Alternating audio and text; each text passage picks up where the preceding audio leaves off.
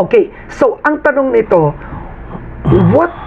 how could you assume or anyone that it would be drug money? What if sabi ni Sammy Oy, oh, they were a partner in, let's say, a property I bought, or itong Honda dealership, or yung mga nabanggit mong negosyo, sabihin niya yan yung dividend nila, yan ang share, yan yung profit, or eto sasabihin ni Sammy Oy, regalo ko lang. Okay. You have been doing this for 10 years. Wow.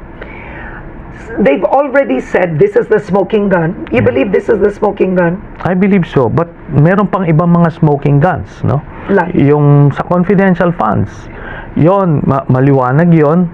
At itong even yung kay Ramil Madriaga, some people may not believe that, pero nung nakita ko na kaibigan niya, si Nolasco, ibig sabihin meron siyang placement and access to do what he claims to have done. Yan. Oo. Now, smoking gun, you said the confidential funds is one more. At one point in time, let's face it, when you were exposing this in 2016, it was against a very popular candidate. Yeah. And for so long, you kept at this that people thought, wow, Trillanes is crazy, right? You were like a lone voice. Madriaga, in his affidavit, said that he claims that the former president ordered to sabotage you, not kill you, but sabotage you, in effect to silence you. No? Did you ever find out what the sabotaging was meant? Hindi ko po na find out. And even si Las Cañas said he was ordered by Duterte to have me killed. So meron mga ganun. Meron. You know, what kept you on for 10 years? Yun muna ang tanong ko. Some people would have stopped. Siguro it's first and foremost, it's an advocacy that I started nung OCUD pa lang. It's an anti-corruption thing. Then even further back, nung kadete ako, I was the chairman of the honor committee. So yun yung tinuturo namin basically, na huwag kang mangurakot, huwag kang mandaya, etc. So yun yung advocacy na, lifelong advocacy. Pero in this particular case, yung kay Duterte, the Duterte family, talagang naniniwala ako na existential threat sila sa demokrasya ng Pilipinas. Kaya nung 2016 ko pa sinasabi, huwag natin to iboto kasi masisira, gigibain ito yung Pilipinas. Hindi ko pa alam yung involvement sa drugs at that time, yun lang kanyang propensity to be violent, and yun na. So nangyari yon. But sabi ko nga, looking back just from a spiritual lens, na siguro we had to go through that. It was meant to be na pagdaanan natin ng isang Duterte. Hopefully we learn something about it. We learn something from that experience. Because it was very difficult for people to believe.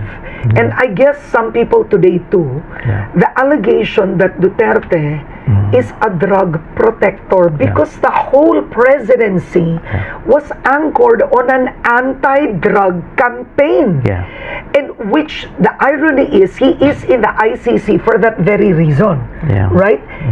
Alleged extrajudicial killings, the drug war. So, parang pag sinabi mo noon, drug protector si Duterte, ang hirap tiniwalaan na it's the very thing, kaya siya nanalo.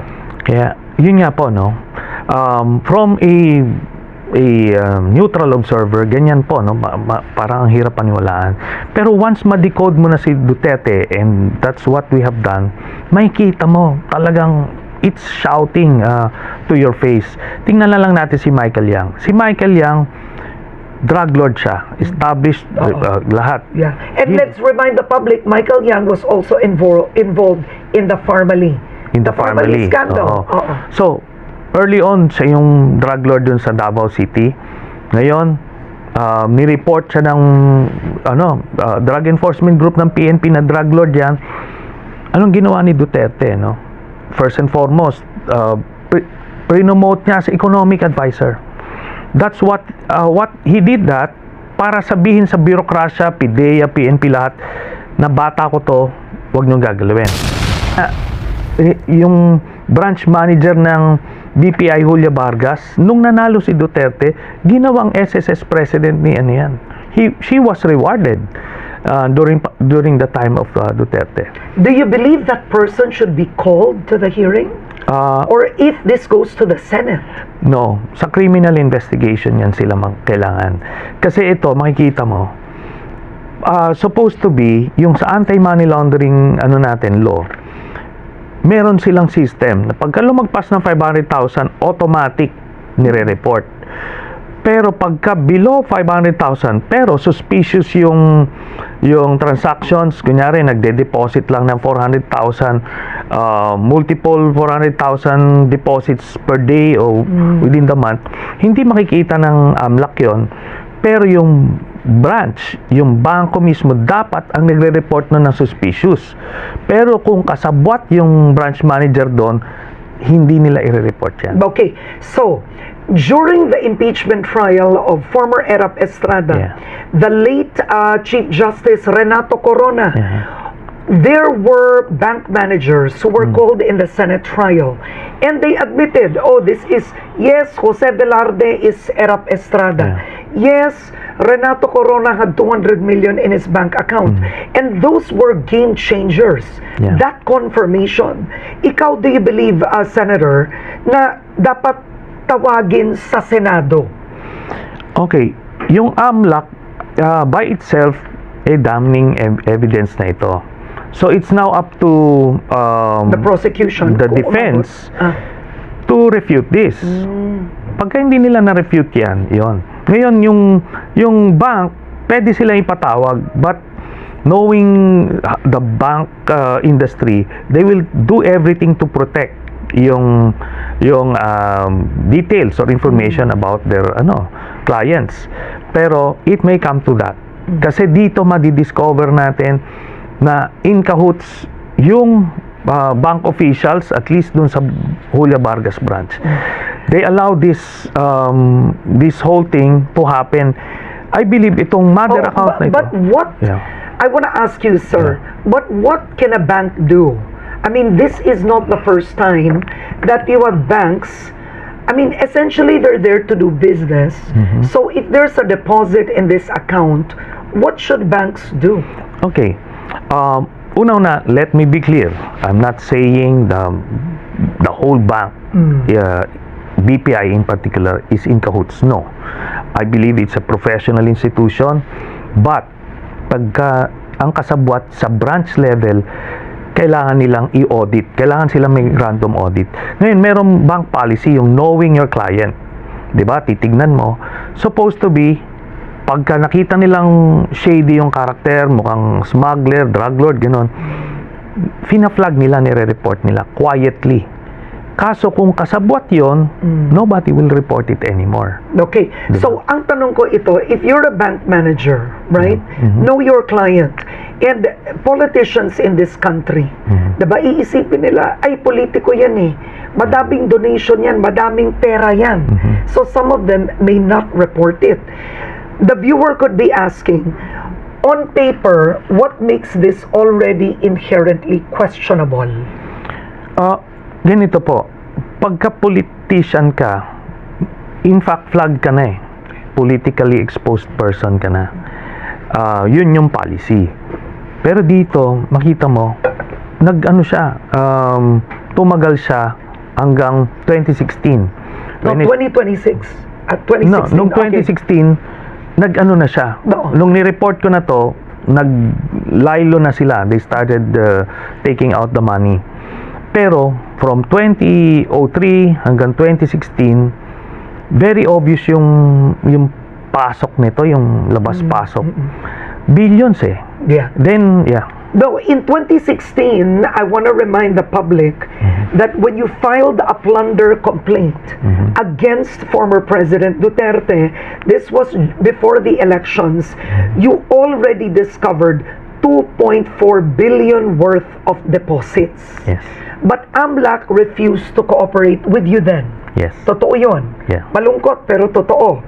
In 2017, the Deputy Ombudsman revealed that, okay, with your allegations, at least there was 1 billion in cash flow. Yeah. Of course, he was fired. Yes, he was fired.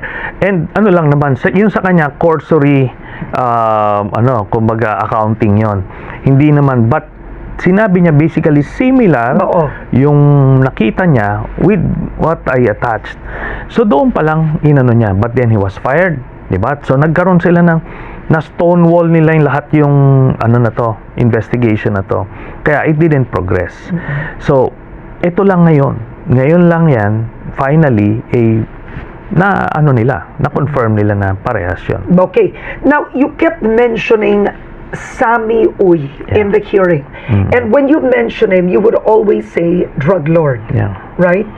Explain to us, Sammy Uy in Davao is known to be a very close friend of former President Duterte. That's quite open. But why would he be an alleged drug lord? Okay, ganito po. Nung una ko po in-expose yung itong mga accounts na to, 2016, nakita ko yung pangalan Sammy Uy. So, we researched on him. Sino ba ito? So, may-ari na sa Bungan, dating kapartner niya, ni Digong, nagtayo sila ng Honda dealership, which they eventually closed. Tapos, number one political campaign donor ni Duterte. So, yun yung pagkakaalam ko. Kaya ang tinitignan ko ito, ano ito? Baka galing ito sa corruption sa City Hall, yung ghost employees. So yun yung mga theories nung time na yun. In total of the 50 accounts, ilang accounts ang dinepositan ni Sammy Uy?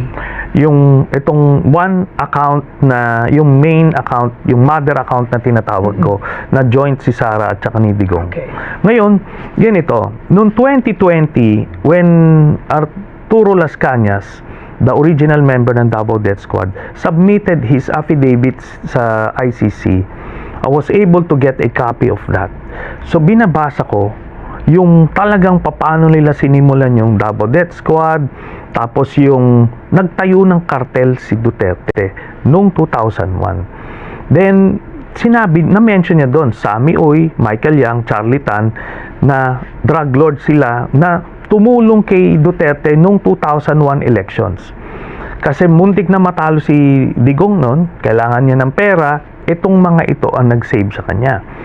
Ngayon, lumabas, nagtayo ng Shabu Laboratory, gano'n. Di sabi ko, Sammy Uy. Las Cañas said this in his affidavit. In his affidavit. And allegedly, saan nagtayo ng Shabu Laboratory? Sa Davao. So, iba't ibang places sa Davao. Si Sammy Uy yung tagakuha ng mga apartment, yung bahay.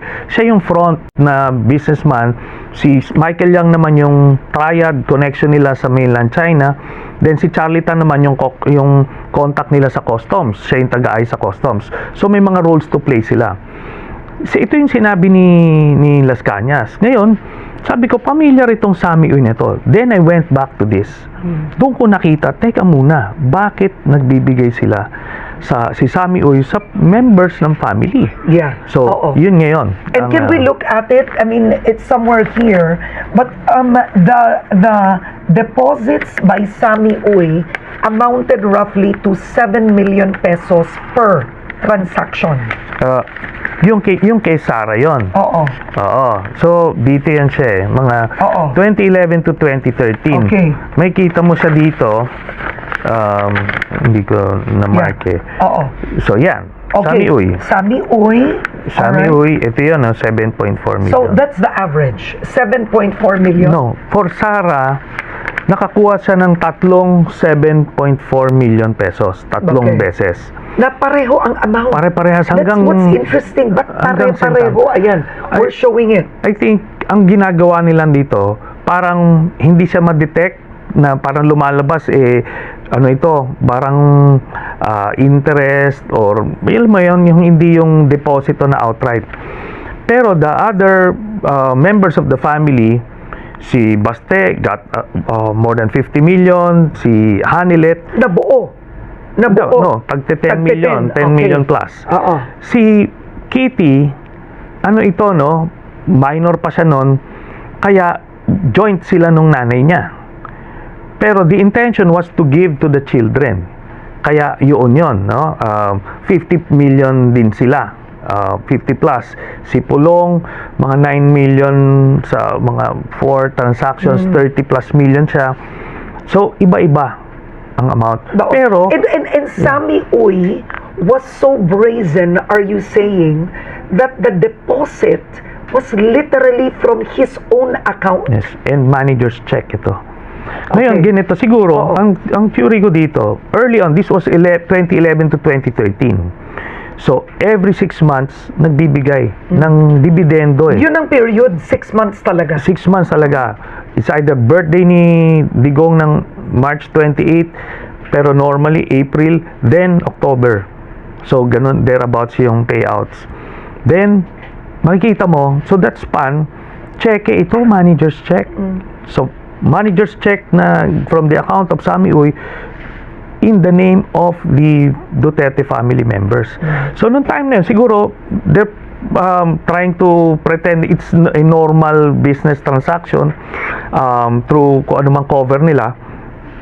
Then, siguro nakita nila yung paper trail. Eventually, ano na lang, inter-branch transfers na lang. So, dito mo makikita yon.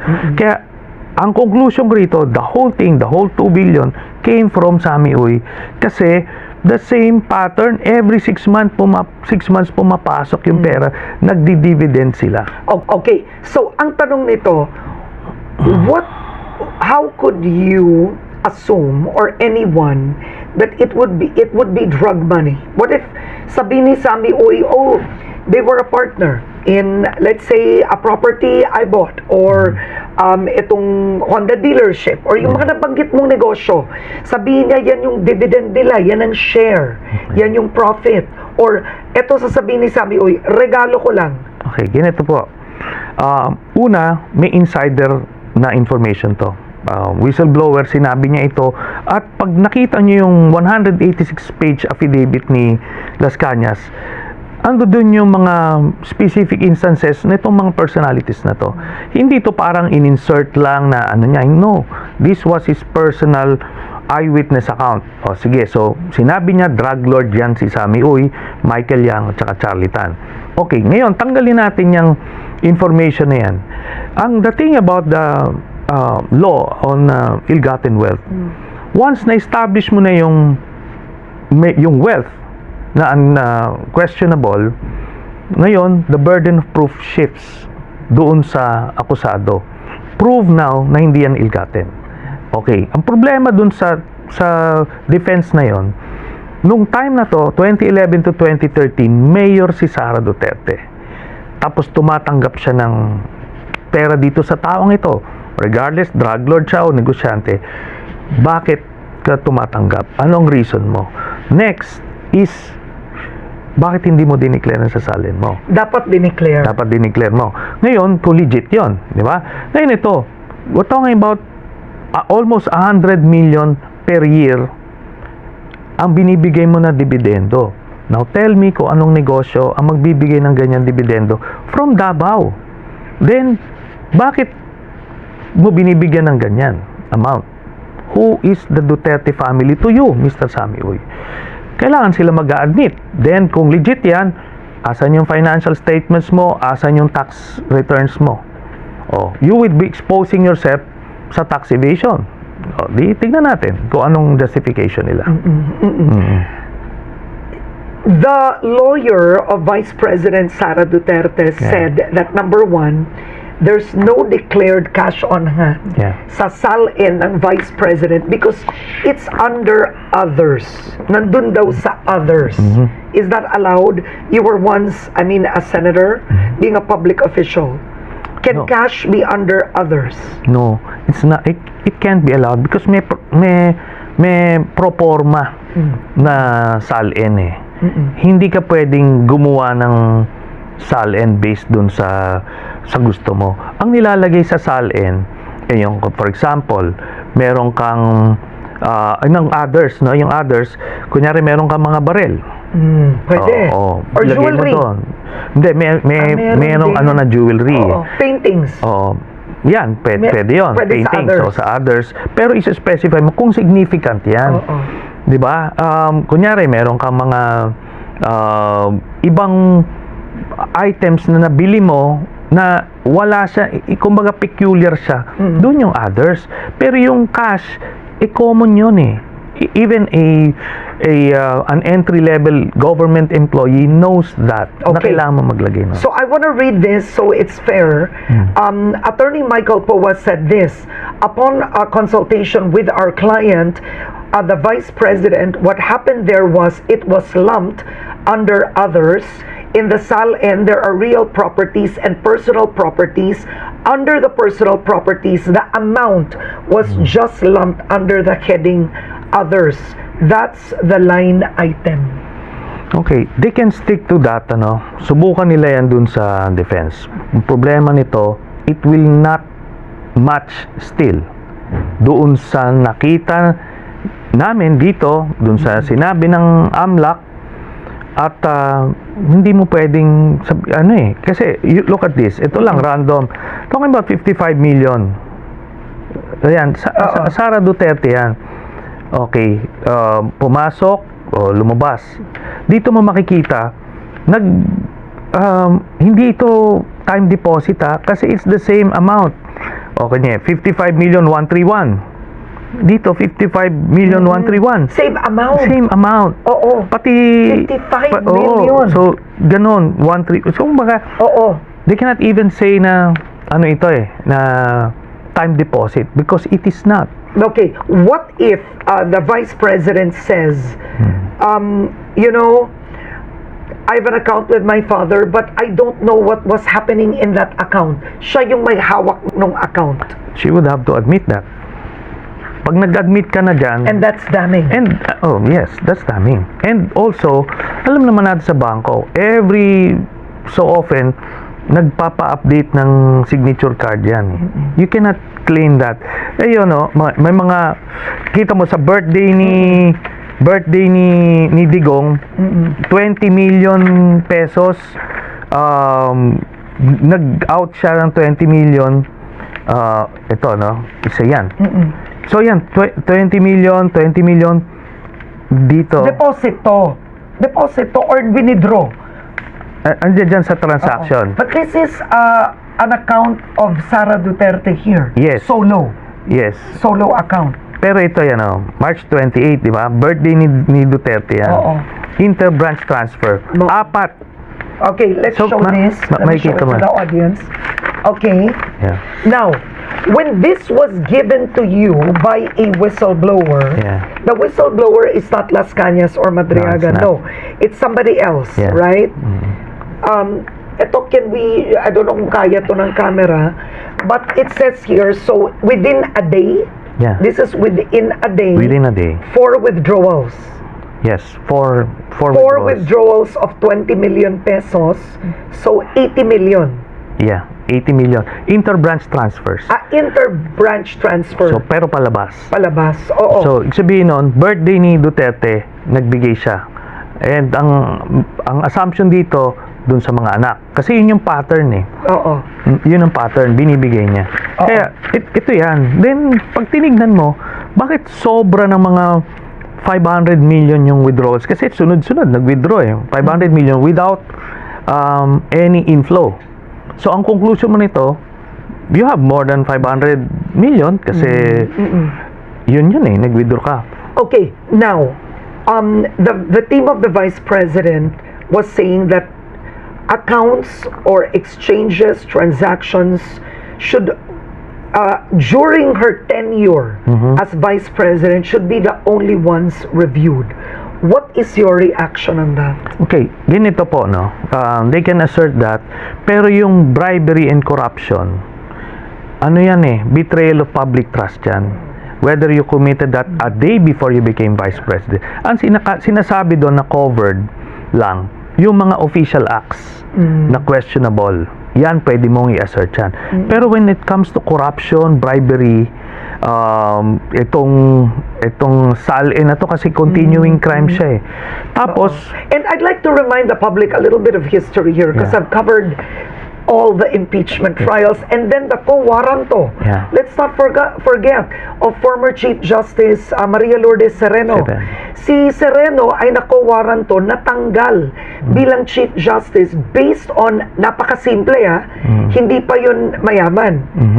a SALN that allegedly she did not file. Yeah. Nung UP professor siya. Yes. So not even when she was a judge, binalikan yung SALN niya nung nagtuturo sa UP at sinabing may 1 taon or I don't know, Yeah. na hindi mo final based on that was used against her. Yes, yun nga po, no? Kaya importante to. We're talking about the fitness to hold the office. Ngayon, kung meron kang vice president na may pumapasok na bilyon-bilyon na ganito, coming from a drug lord, ngayon na-discovery mo to, ano, okay lang yon? Di ba sabihin mo, hindi naman nangyari yan nung vice president ako. Hindi, iba yon. Betrayal of public trust to. Kaya it encompasses yung limits na yon, yung term limits na yon. Kaya yun yon. Then, more importantly, this establishes a pattern of behavior. Kung corrupt siya noon, ngayon may allegations siya ng corruption, ibig sabihin hindi to one-off thing or she can say na hindi ako yan.